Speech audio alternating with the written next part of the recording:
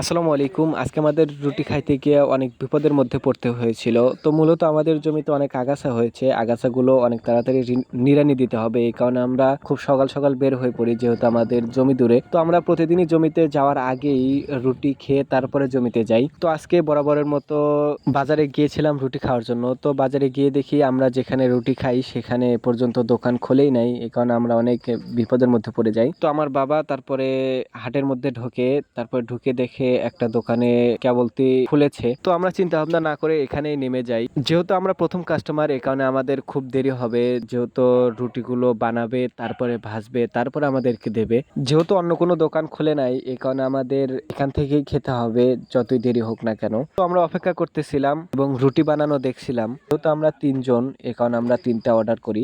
এখানে এক একটা রুটির দাম প্রায় 30 টাকা করে।